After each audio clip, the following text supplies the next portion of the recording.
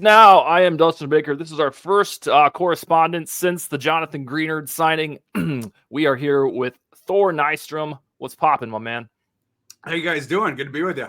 Not bad. We're gonna go through some of the latest stuff. Get your takes on what's happened with the Vikings in a roundabout way. Josh, Purple PTSD, boss man. How are you?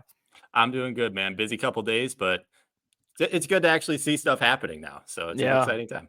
Yeah, it's wild how much of a whirlwind these days are. And because the Vikings had such a foundationally pivotal offseason, that lead up between 10 a.m. and 11 a.m. was like suspense that you can't generate in a movie. I swear to God. And then thankfully they did shit right away. It wasn't the usual like skeleton memes and all that. So, all right, Thor, right out of the gate here, I'm going to quote a tweet that you had, and I want you to back it up or elaborate. You said, this is very sweet, by the way, cowards die many times before their deaths. Avoiding danger is no safer in the long run than outright exposure. The path the Vikings are taking is not risky. The alternative would have been suicide. Talking about the would-be extension of Kirk Cousins that didn't happen. He went to the Falcons. Tell me about the suicide. Tell me about this not being risky. Yeah, I mean, if you're going to re-sign Justin Jefferson to the extension, you're going to give Darrisaw an extension, and you hope to build an even halfway competent defense. You couldn't give Kirk Cousins anywhere near what the Falcons gave him, much less matching that contract. To have done so would have been suicide. Kwesi would have been signing his own termination papers. It wouldn't have been tomorrow. It would have been 2 years in the future or 3 years in the future. This was the only viable path, both for this current administration going forward to potentially have a long-term future here, but also for this organization to potentially build a real legitimate contender that actually has a chance, to make an NFC championship game. Maybe this is a crazy concept, but maybe to make the Super Bowl, maybe even to win it. It was the only shot. It wasn't going to happen with Kirk. We saw 6 years of that, that nonsense. And we know what that looks like. And he wasn't getting any better at his age and coming off the injury. It just was what it was. The next morning, really early on Tuesday morning, they signed Sam Darnold, which was conveniently spun by some as they got rid of Kirk for this asshole. Yeah. Did the Sam Darnold signing cause you any heartburn? No, the opposite. I actually really liked it because it is indicative of the exact plan that I wanted, which is sign a 1-year stopgap mentor guy, and then you're going to use your first round pick it's looking like additional resources, funnel that into your quarterback of the future. I don't think the 11th pick, they're going to be able to sit back there and get that guy. They're probably going to have to trade some more stuff up to get that guy. But this is the plan. This is exactly what I laid out. This is exactly what I wanted. This is exactly what you do, right? Darnold is only going to be here for 1 year. He's going to help get the kid ready along with his buddy Josh McCown. Sam Darnold is not here to take over for Kirk Cousins. The people framing it that way, some of them are my friends, so I don't want to get too mean. It's disingenuous at best. I'll put it that way. Yeah, I think I don't know. I think that the pro Kirk camp was scarred, or it felt like a betrayal. And I think the biggest takeaway is that just because the Vikings struck out on Christian Ponder over a decade ago, that doesn't mean that's going to happen again. And I think that's the paranoia. And because there is just natural depression, because there's no Super Bowl with this franchise, there's just a paranoia that we're going back to sorrow. But I agree with you that the progressive thinking that Kwesi Adofo-Mensah has brought, he's got one chance to do this. And so long as everything is a steady march to the climax on April 25th on who they get, and then that will determine the job statuses of both leaders from, henceforth. I would like to commandeer the show right now and just address Viking Nation. Nobody understands purple pessimism better than me. I was, as we were talking about before the show, I was born in Brainerd. I was indoctrinated into Vikings way of life immediately, right out of the womb by my father. So, I've been cursed with Vikings fandom right from the get. I understand why people are like, oh, our baby's blanket, Kirk is leaving. And now, we're going to be using the first round pick and the Ponder stuff and different stuff like that. I would just say two different things. Number one, the speaking to the rookie scale quarterback contract, Christian Ponder, yes, totally. He was dog shit. He was absolutely awful. You whiffed on that pick horrifically. The thought process was terrible. It was a bad prospect that you then reached on. And yet, in his second year, they went 10-6 and went to the playoffs. Sure looked like a Kirk Cousins team to me. With a rookie scale contract, even when the quarterback isn't good, here's the thing. You get to build a really good rest of the roster. And by the way, have you enjoyed the last couple days? All the signings the Vikings have been able to do? You know when you can't do that? When you've given all your cap room to Kirk Cousins. Hello. I mean, that's why the rest of this team now is going to get decent. So that's point number one. Point number two is you go back to the last time the Vikings had the best young receiver or the best receiver in football, 1999, when they had the 11th pick in the draft. I wrote a tweet about this too. The only 11th pick then, quarterbacks in that draft class, 1999, went number 1 overall, number 2 overall, and number 3 overall. The Vikings sitting in that 11th slot took quarterback 4, a guy named Dante Culpepper. How did that work out? We're going to be just fine, Vikings fans. We're going to be just fine. We're going to be better off than we were before in those 7 years of purgatory with Kirk. Speaking on some of that purple pessimism, I'm gonna bring us down a little bit here. Unfortunately, we spent a lot of time last time you were on the show talking about the top 4 QBs in this draft, a lot on Drake May, JJ McCarthy, Jaden Daniels. But on that purple pessimism, what happens if those top 4 guys aren't available to the Vikings? Do you see a pathway for either one of Michael Penix or Bo Nix, who would be the quintessential next 2 guys on the board? Do you see a path to any of those guys being a starter in the NFL, or is it just dead if they don't get a top 4 guy? Penix is going to start in the NFL. I don't know. Like, to me, Michael Penix is left-handed Geno Smith, and he should go just about in the draft where Geno Smith went. You know, I've always said he's a 2nd-round pick. You're making like I shouldn't say you're making a mistake. You're reaching if you take even in the late 1st round, in my opinion. It was optimistic that you come out of the combine, he got the clean bill of health. So that was the thing that you like to see. And I like his arm, but there's things about his on-field evaluation you have to ding him for. It just is what it is. Like, he doesn't use his legs very much, like his game on the field. And when you move him off his spot at all, his accuracy depreciates and his decision-making starts to get wonky. So when he faces any pressure whatsoever, that's where his game starts to crater. At Washington, when he was allowed to go to his first read, you know, and the pocket around him was good, whatever, that's when you saw the special flashes from his arm. That's when he can rip it 35 yards down the sideline to Roma Dunze and different stuff like that. And the arm talent is really good, but you have to ding him because you can't do all kinds of different stuff with him. He's not a perfect prospect. Bo Nix should not be going before the middle of the 3rd round. I know that he will, but he comes out of this Mickey Mouse offense at Oregon where, you know, it's a spread offense where they snapped the ball. He turned to his left and he threw to Troy Franklin immediately. His ADOT was one of the lowest in this class. His time to throw was one of the quickest in this class. It was total gimmicky offense. Those were the things that addressed the deficiencies in Bo Nix's game from Auburn, not improvements in Bo Nix's game. That is problematic going to the NFL, because in the NFL, you have to do things like sit back in the pocket, read the defense after the snap.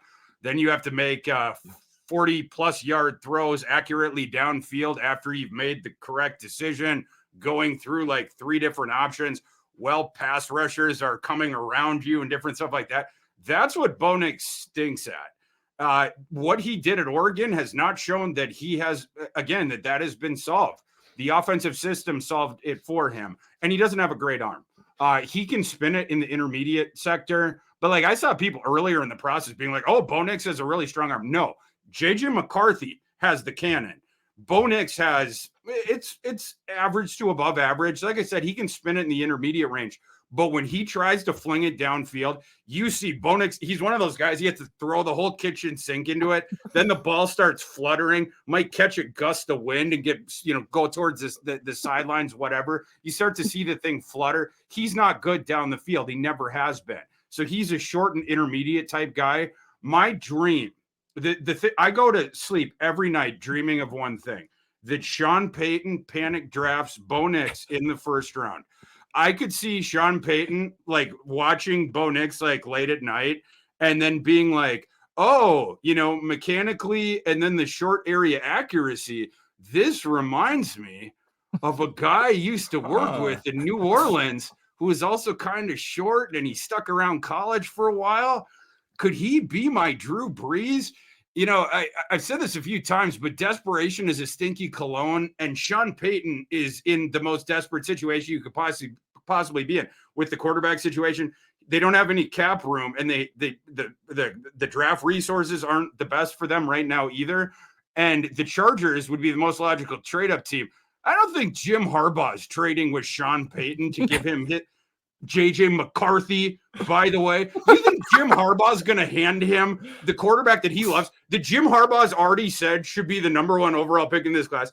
You think he's going to hand him to Sean Payton, the most loathsome man in the entire NFL, who he has to play 2 times per year on a silver platter? That is not happening. So, because I think Sean Payton could end up boxed out here, both because the Vikings machinations of moving up, the fact that the Broncos are not going to be able to trade up with the Chargers, different stuff like this. And I pray that because of all this stuff, Sean Payton just day after day after day, he just slowly talks himself into Bo Nix. It's the stuff that dreams are made of. I had one thing that I was just really curious about, and I really don't even know how to feel about it, but Oregon's pro day was yesterday, right? Yeah. And I saw afterwards, Albert Breer tweeted that Matt Eberflus was the only head coach or GM there. Do you make anything of that, or is it just nothing burger? We just should just move on. Bless Matt Eberflus's soul. It's like the kid in third grade that you guys knew. It's like the guy in what was it, the Peanuts? Where he's playing the piano, but he has the stinky stuff coming off. Yeah. And it's the kid in your third grade class who had no friends and no one wanted to go to his birthday party at McDonald's. But then one of the kids' moms made him go. It's like, no, Tony's nice. And I'm friends with his mom, so you have to go to his birthday party. That was Matt Eberflus at Bo Nix's pro day. It's like, Ryan Pace is like, come on, Matt, Bo's really nice. Come on, let's go. So what was it surprising to me? No, it wasn't. We have 5 years of Bo Nix tape. The Auburn tape so spoke for itself that Auburn at the end of those 3 years was like, Bo, please, for the love of God, leave. You will not be starting here. If you want to be second or third string, I suppose we will honor your scholarship, but please, for the love of God, leave. And then, at Oregon, again, it was just that shotgun snap. He already knew where the numbers were pre-snap, so he already knew where the ball was going, and immediately throw the ball to that guy on a screen pass. So I think the teams know what they get in Bo Nix. They got to see him in Mobile as well. And yeah, I think that's a mid-day 2 kind of prospect that should be a late round 3 prospect. Your ardor for JJ McCarthy is well documented. But knowing what we know now, with no Cousins, no Danielle Hunter, Aaron Jones in the house, if we do not get your McCarthyism, which quarterback would fit best with the Vikings? Probably, well, in terms of cost and opportunity, sort of meeting the need, I think it's probably Drake May. I think that's the most realistic one because I the other thing I've been forwarding all this process is I think Jaden Daniels is going number 2.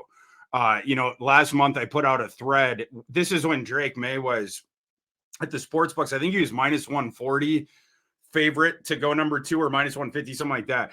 And I put out a thread. Drake May should not be the favorite to go number 2 overall.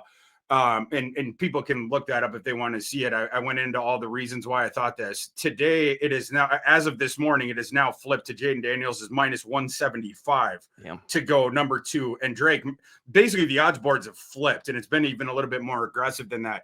So I think Washington goes Jaden at 2. And at 3, I buy the smoke that New England doesn't love Drake May. Now, there's reports on this both ways of it. Tony Pauline, who I respect, Tony's my friend, and he's been in the game for a long time. He is very well plugged in. Tony Pauline has reported that their scouts don't love Drake May, and if Jaden Daniels is off the board when New England comes up to pick, that they will be looking to trade down. I've also heard.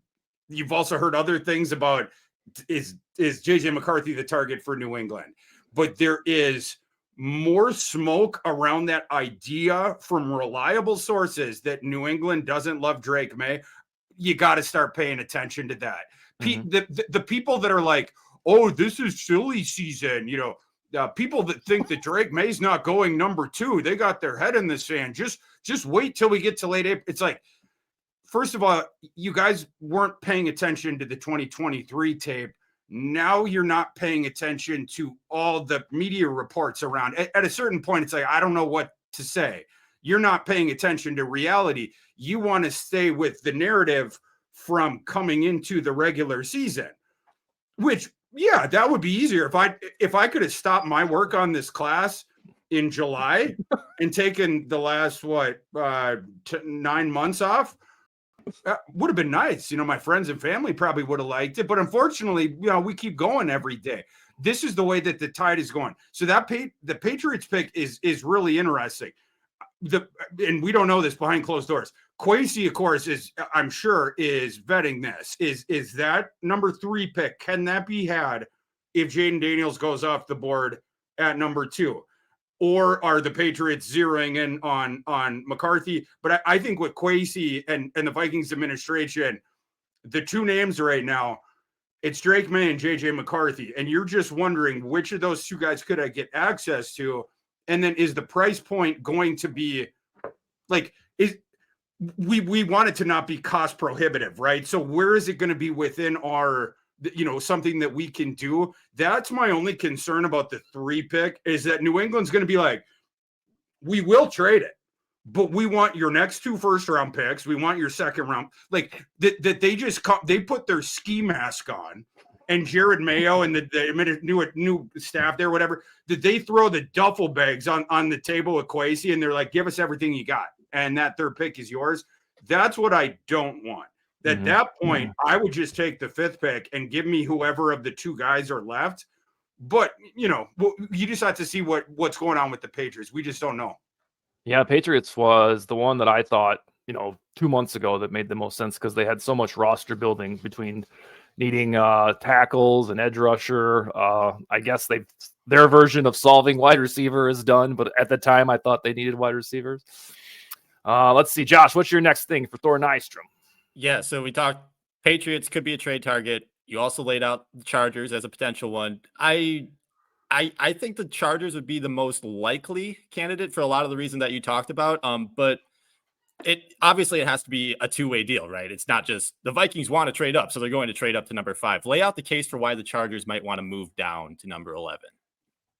Yeah, so the buckets of the different positions that Chargers need, they're still going to be there at 11. I think the Chargers have every incentive in the world to trade down, unless they have gotten myopic on one guy, which whoever that guy would be, I would argue would be a mistake. I don't think that they, like, what I know of the guys in that building, I don't think that would be the case anyway. I mean, Jim Harbaugh's going in there, they're taking it over. The way that he builds teams, I don't think it's going to, for instance, Joe Alt would be a good example of this. I don't think that Jim Harbaugh is going to turn down multiple first-round picks because it's like, oh, Joe Alt.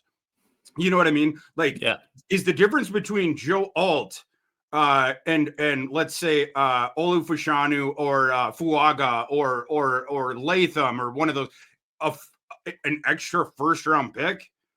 I don't know. Like, I like Joe Alt, but if you're going to give me an extra first-round pick next year, and then let's say 6th rounder this year, by any Kelly Blue Book draft price guide, like of the pick price value, whatever, that's good enough. the 11th pick, the Vikings first round pick next year, that should be good enough on its own. But if you toss in the 6th round pick for garnish or whatever, that ought to get it done. I just think that so that's the tackle bucket. The other one that's been forwarded, you saw a lot of the mock drafts that give the Chargers Brock Bowers. That doesn't make any sense at 5. You can't take that prospect at 5. I'll tell you where you can take him. Number 11. Yeah. It would make all kinds of sense. And here's the other thing. The teams in front of them, I don't see a ton of fits for Bowers right in front of them. Is Atlanta going to take him with Pitts? Is Chicago going to take him? I highly doubt it. Like, I think Bowers is getting down to you there, and then you pay him less, on the rookie scale, whatever. So I just think the positions that the Chargers need, you're still able to trade down. You're able to get that. You're able to get the first round pick next year. I just think that's the way that they would be looking. And by the way, I have an idea, like I've been sort of hive mind in this thing. I have an idea of how this perfect Vikings draft goes. You guys want me to lay this thing out? Absolutely. Yeah, do it. So we just talked about the first trade that gets up to 5. That's what gets you the quarterback, right? So it's 11, your first round pick next year. Maybe they make you, at the end of the negotiation, toss in a late 3rd, and you're salty about it, but you do it. You're like, fine. Right. So that gets that done. Now you move up. We'll say JJ McCarthy. So now you got JJ McCarthy at 5. So now you got the 42nd pick coming up, your second rounder. You don't have a 3rd. What I would advocate for is creating your 3rd round pick out of that 2nd. So just one idea here.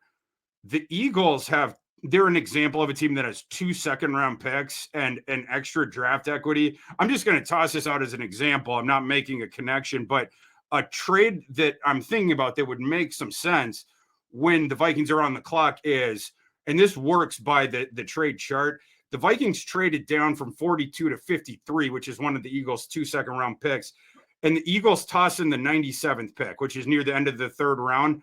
That would be the Eagles. So the Eagles give up 53 and 97 to move up to 42. That's the Eagles giving the Vikings 144 trade points for 142. And depending on the player who has fallen down there, that might be the situation where the Vikings can then force the Eagles to throw in the 7th round pick or whatever at the end of that negotiation. So maybe we get it back. So now you've recouped your 3rd round pick. That 2nd round pick, you take the best defender once you get down there. Maybe you do the same thing with the 3rd round pick. Previously, I was thinking that 3rd round pick, you got to take your starting running back there. They obviously addressed that by signing Aaron Jones. I think you can hold off on that running back now till the 5th or 6th round, and then you get a guy that can mix and match with Jones and with Chandler. But you don't have to use obviously the draft equity earlier on. But I think that they can build up a little pick equity back by trading down from that 2nd round pick. That's sort of how I would build this thing up. You're going to have to trade up for the quarterback, but you can get a little bit of it back by trading down in the 2nd round. The last thing we got for you is on the topic of edge rusher. The Vikings, notably on Monday, or right off the bat, signed Jonathan Greenard from the Texans and Andrew Van Ginkel from the Dolphins. And this is going to be the post-life after Danielle Hunter. So now what, edge-wise, for the Vikings in the draft? Yeah, I mean, we'll see. That was an interesting swap, right? Like, it was just like it's like basically a challenge trade. Yeah, Greenard and Cashman for Hunter. Yeah, it was. Oh yeah, and Cashman. I totally forgot about that one. Yeah, but yeah, the Vikings clearly still need to fortify the defense. I mean, that's what we got to keep doing. The last year, the inability to get pressure and move back the line of scrimmage and create havoc, different stuff like that, it was what ended up costing the Vikings. So they need to keep getting the havoc wreakers. There was a lot of talk initially about Christian Wilkins heading into free agency. Obviously, he ended up being out of the price point. But yeah, whether that is on the edge, whether that is on the interior, the Vikings need to keep adding guys like that. I love what they've done in free agency so far. They're not done yet. Secondary, they need some more help as well. You love that the havoc guys, but PFF, in addition to that, PFF's done a study where good coverage is marginally more important than a good pass rush. I mean, you want both, but they need to keep building up both. But yeah, I mean, you're definitely looking at all those different things. So once you get the quarterback out of the way, that's when we're starting to fire at some of those other ones. As far as a pass rush, you have the 3 guys that are for sure going to go in the first round and probably 4. But, Chop Robinson prior to the combine, a lot of these mock drafts, you'd see him fall into the top half of the second. I never thought he was a second round guy. I always thought he was a first round guy. I would have to assume his 9.69 at the Raz at the combine punched his ticket there. But there's some people, and I don't really understand why, that are still a bit lower on him than I've been. He'd be one of those guys that if he fell down to 42, maybe my plan about the trade down, maybe we scrap that. Maybe skip that. Maybe we just turn that card in real quick with Chop's name on it. We just chop. All right. You got any closing arguments for us, Thor? That's my big thing. Everything right now I think is going the Vikings direction, right? I mean, we have crossed the Falcons off the board in front of us as far as a team needing a quarterback. I even thought it was cautiously optimistic that the Giants signed Drew Lock, right? Yeah. I mean, I'm not saying that negates them as a quarterback team. There's some Giants fans that vehemently argue they will still take the quarterback if it drops down there. There's some reporting out there that goes both ways on this. But now they have Daniel Jones under contract. You have Drew Lock under contract. You have Tommy DeVito, and I realize that's not the most inspiring quarterback room, but you have an administration that needs to win right now, and you have the 3 quarterbacks. Like, if a guy like Roma Dunze or Malik Neighbors is on the board there, and of course they or Joe Alt, their offensive line is terrible. You're really going to take, you guys know I love JJ McCarthy more than anybody, but are you going to take someone that in year one, and I've even said this about JJ McCarthy, the Vikings take him year one, you're not expecting to contend. It would of course be the same for the Giants. Are the Giants going to take him? Then the guy who is going to, the administration that is going to enjoy the fruits of JJ McCarthy becoming a star, it's not you, Brian Dable. You're going to be fired, right? So I don't really understand that, but I think that everything is lining up well for the Vikings right now. What it sets up for now, it's that thing we were talking about before of you need to box out Peyton behind you. I think that is the sort of chess match of the next 6 weeks. Is Kwesi staring across the room at Sean Payton and Sean Payton looking over here. And then they're talking to the guys outside the room of what can we give you? What can we give you? And it's this staring contest. Sean Payton, obviously they want to get up ahead of the Vikings. Vikings want to make sure that they end up ahead of the Broncos. So that's what's going to be the biggest thing. But I think as far as the first couple of days of free agency, the Vikings have done this about as well as they could have. I think this was a perfectly executed plan. You have cleared up your cap space. The guys that you have signed, it's all these one-year deals that the couple that you gave out that were longer than that. They were all acceptable deal. The Van Ginkel deal, I was stunned. That was a great deal. Yeah. I was like, Van Ginkel, you might need a new agent. I thought I read it wrong. Yeah. Same. Like the deals that they've given out that are longer than 1 year are you look at like the free agency grades on any different of these websites, all of them are giving the Vikings sterling grades for that. No one is going to argue against any of the 2 or the couple 3-year ones that they've given out. The rest of them, they're all these 1-year deal. Aaron Jones deal was awesome. Like I said, I like the Darnold one. That's what you have to pay for the 1-year stopgap guy. The stat was put out 2 different ones. You have the one of the Vikings have to carry by far the most dead cap hit this coming year because the Cousins one accelerates, 20 plus mil, whatever. The Hunter one, who's the one other dude? Davenport. Davenport. So you have the 3 big dead cap hits. That's the bad news, but they have played this correctly in the reality they find themselves in, which is let Kirk leave, sign mostly the 1-year deals or else the super acceptable 2 to 3 year ones. And then next off season, once you're going to draft in April, your rookie quarterback, you'll have him on the rookie scale deal. I don't know if people out there have seen the rankings for projected cap space in 2025. Pretty exciting. I hear angels sing when I see that list. The Vikings sit atop the mountain. We will have $5 million. Let's go. All the cap space. All the cap, 150 plus. Right now they are, and of course that's before some of these extensions. So some of that is going to be delineated away. But that's a part of the reason why you do all this stuff, to open up some money for that. for Jefferson, for Darrisaw, et cetera. And even after they get their slices of the pie, you will have this war chest to go out and fortify the defense, fortify, the interior offensive line if you didn't feel like you did enough in the draft this year, and different, whatever positions you need. So the Vikings are in a really good spot. If they get the quarterback decision right in April, this team is going to be very dangerous for the next 5, 6, 7 years because everything else is there. Everything else is in place. And I trust the people making those decisions as far as delineating the salary cap room. It's just that quarterback decision in the top 10 in April or top 11, if it ends up becoming that way, is the most important decision this franchise has made, you could argue, in the last decade. Oh, yeah, no doubt. Also on the boxing out teams, I think there's a theory that could suggest the Raiders and Antonio Pierce might consider Minshew their guy. I'm trying to talk myself into that because that's another team you'd have to side. That's where I'm at. Yeah. Yeah. All right. And that's why I didn't discuss them, because you got Minshew. They drafted O'Connell last year because they gave Minshew 2 years. I don't see, along with O'Connell, then from the middle of the first round, they would have to trade 2 future first round picks. So you already have those 2 quarterbacks. Then you're going to sell out your future as well. I just don't see them doing that. All right. It's Fantasy Pros and Betting Pros? That's right. Correct. All right, cool. Well, this was awesome, sir. Josh as well. Appreciate you being the mainstay Wednesday guest. Thor, will hit you up 3 weeks from today, and who knows what on earth we could be talking about then. All right. Yeah. Appreciate it. Yeah. All right, guys. Take it easy. Later. Later, boys.